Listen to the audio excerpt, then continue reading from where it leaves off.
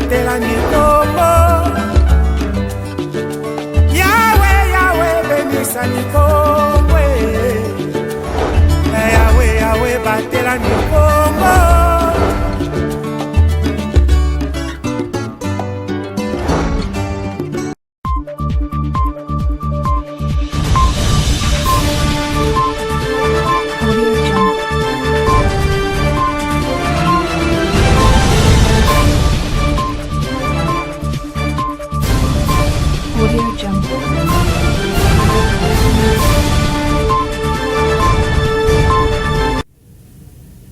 Ça a toujours été un plaisir de vous retrouver, mesdames et messieurs. Merci de nous choisir pour vous informer. Soyez le bienvenu dans cette session d'information. Honorer les vivants sans oublier les morts, c'est tout le sens de ce 1er août en République démocratique du Congo, une célébration héritée de notre authenticité africaine. Si le calendrier décale exceptionnellement le repos légal au lundi 3 août 2026, la tradition, elle, n'attend pas. Commentaire d'Abdelaziz Boisbois. En République démocratique du Congo, le 1er août transcende le simple cadre d'une journée fériée pour devenir le miroir de notre âme collective. Consacrée à la fête des parents et au souvenir des disparus, cette date unique met en lumière les valeurs cardinales de la culture congolaise, la piété filiale, la solidarité familiale et le respect sacré des aînés, qu'ils soient encore parmi nous ou qu'ils aient rejoint le royaume des ancêtres. Signalons que cette journée est un héritage direct de la politique de reconquête de notre authenticité africaine. Cette célébration s'articule autour d'une double démarche spirituelle et sociale. La première partie de la journée s'écrit dans le recueillement au sein des cimetières, en nettoyant les sépultures, en repeignant les tombes et en y déposant des fleurs. Chaque famille congolaise pense les blessures de l'absence et réaffirme que la mort n'interrompt pas les dialogues avec ceux qui nous ont précédés. La seconde facette de cette journée célèbre la vie à travers l'hommage vibrant rendu aux parents vivants autour des repas partagés et des présents. Les enfants expriment leur gratitude pour la transmission des valeurs, de l'identité et de la dignité. Rappelons que pour cette année, le repos légal a été décalé au lundi 3 août 2026. Parlons société, nouvel épisode dans le dossier de l'électricité à Kimpese, alors que la Société nationale de l'électricité SNEL a annoncé la reprise de la facturation à compter de ce 1er août 2026. Le Force vive de Songololo monte au créneau. Elle dénonce une décision prise sans concertation et exige la suspension immédiate de la distribution de factures, estimant que les préoccupations de la population n'ont pas encore trouvé des réponses. Je vous prie de suivre leur déclaration dans cet extrait choisi par la rédaction. Nous, forces vives du territoire de Songololo, réunis ce vendredi 31 juillet 2026, ensemble avec la notabilité de la place, nous référant à la loi numéro 14/011 du 17 juin 2014 relative au secteur de l'électricité dans ses articles 25, 26 et 27, nous disons non à toute opération de distribution des factures et à l'installation des compteurs à prépaiement qui paraît pour nous comme une imposition de la part de la SNEL à la population qui est déjà meurtrie par la mauvaise qualité des services qui lui est fourni.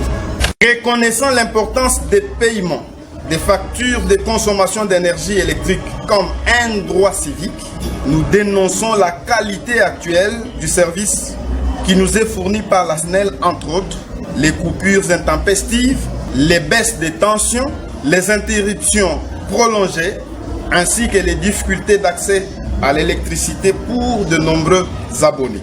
Nous estimons qu'avant toute reprise systématique de la facturation, une amélioration de la qualité des services fournis, la stabilité et l'équitabilité de l'énergie électrique à l'ensemble de la population est une obligation.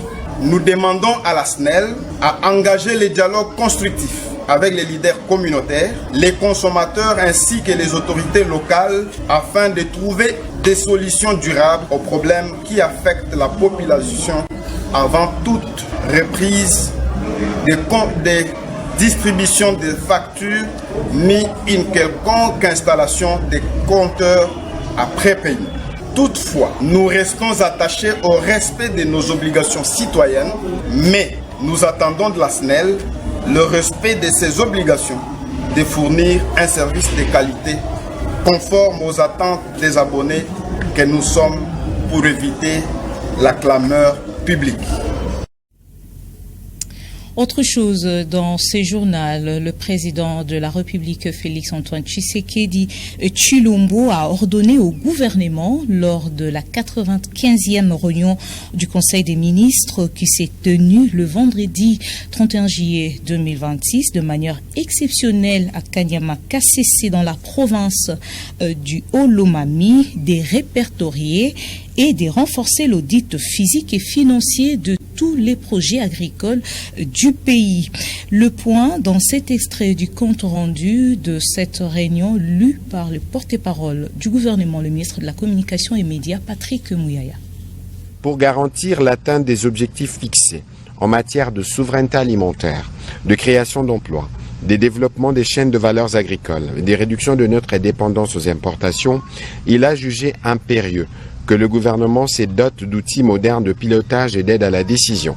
Dans cette perspective, il a instruit, sous la coordination de la Première ministre et le ministre d'État, ministre de l'Agriculture et Sécurité alimentaire, avec le concours de son cabinet, d'élaborer, dans les meilleurs délais, un répertoire exhaustif de tous les projets agricoles exécutés sur l'ensemble du territoire national, accompagné d'un dispositif permettant suivi et évaluation de leur mise en œuvre.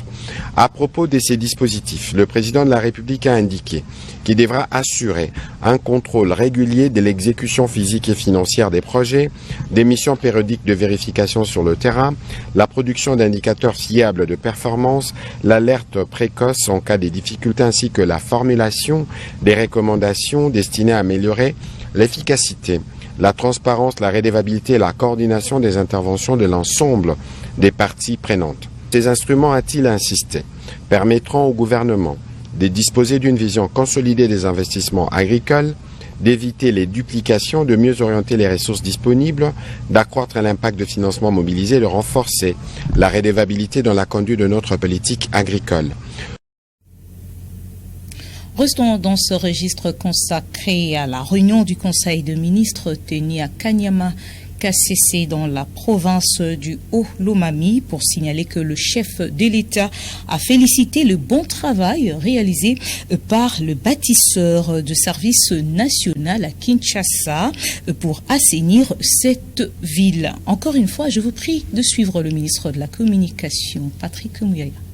Le président de la République a noté avec satisfaction que la task force placée sous son autorité directe pour conduire de manière coordonnée et permanente la lutte contre l'insalubrité dans la ville de Kinshasa est désormais une réalité. Il a indiqué avoir pu s'en convaincre personnellement lors de sa descente sur terrain le 17 juillet 2026 dans les districts de la Tchangwa Kinshasa où les premières opérations en cours traduisent concrètement les engagements pris. Dans la même dynamique, il a annoncé la tenue dans les tout prochains jours de la première réunion du comité de pilotage institutionnel dans le but sera d'évaluer les premières actions engagées et arrêter les ajustements nécessaires. Faisant observer que cette bataille ne peut être gagnée que par la seule task force, le président de la République en a appelé à l'appropriation collective de cette cause par tous les bourgmestres et par l'ensemble des Kinoises et Kinois. Il a souligné que la propriété de Kinshasa est l'affaire de tous et que tout le monde doit se mobiliser afin que la capitale retrouve progressivement son image de Kinshasa, la belle, digne de son rang et de ses ambitions. À cet effet, il a invité tous les membres du gouvernement, les services publics concernés,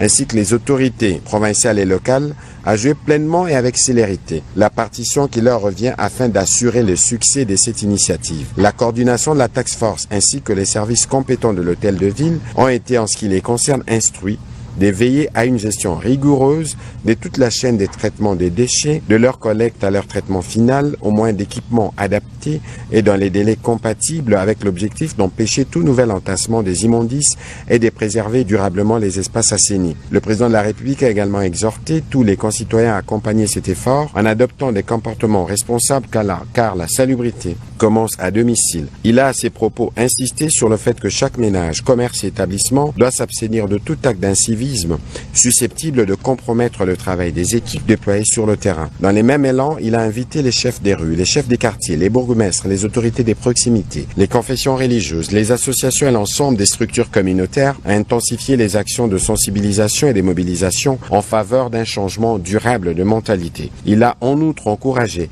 les bâtisseurs du service national engagés dans cette opération à agir avec professionnalisme dans un esprit de proximité avec les populations et dans les stricts respect de la dignité humaine en privilégiant la sensibilisation et les voies légales. Il a rappelé que cette opération doit être conduite dans le respect de la discipline de l'ordre public et de la loi, affirmant que c'est à ces prix que Kinshasa deviendra une capitale propre, moderne et exemplaire. Enfin, le président de la République a instruit la coordination de la task force de lui transmettre toutes les 2 semaines un rapport d'exécution faisant état des avancées enregistrées, des difficultés rencontrées ainsi que des propositions de solutions permettant d'améliorer continuellement l'efficacité des opérations. Et enfin, dans un autre chapitre, la présidence congolaise au Conseil de sécurité a pris fin le vendredi 31 juillet 2026. Pour l'ambassadeur congolais à cette institution de l'ONU, Zenon Mukongo-Ngoy, le bilan de la présidence de la RDC a été au-delà des attentes. En outre, il a également parlé de la décision du Conseil de sécurité qui demande le retrait du Rwanda de la RDC sans condition. Mais il a noté par ailleurs la faiblesse de l'ONU qui parle beaucoup et résout peu. Suivez cet extrait choisi par la rédaction. Le bilan est très positif.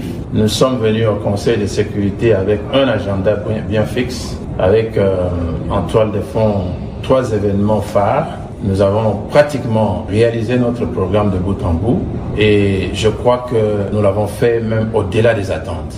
C'est ce qui explique les félicitations que vous voyez qui fusent de partout.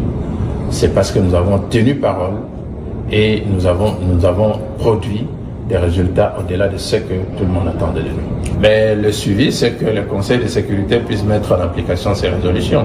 Vous avez cette fameuse résolution 2773, c'est la clé de tout, où le Conseil demande aux troupes rwandaises de se retirer du territoire de la République démocratique du Congo sans condition. Ça, c'est le Conseil de sécurité. Évidemment, aujourd'hui, on vous parle de conditionnalité, question des FDLR et tout consort. Ça, c'est aussi ce qui ressort des accords de Washington. Mais le Conseil de sécurité a été clair. Ce que je peux dire, c'est qu'en termes de constat diplomatique, nous parlons beaucoup au Conseil de sécurité, mais on résout moins. Et la raison est simple, c'est que il y a beaucoup d'implications dans toutes ces guerres à travers le monde. Parfois les mêmes qui font les guerres, ce sont les mêmes qui siègent, et vous avez beaucoup de difficultés à aboutir à des solutions tout de suite. Donc les dynamiques sont très contradictoires et parfois les solutions traînent à venir. C'est la fin de cette session d'information, mesdames et messieurs. Merci à vous de nous avoir suivis. Le programme continue sur Ecopolis Télévision.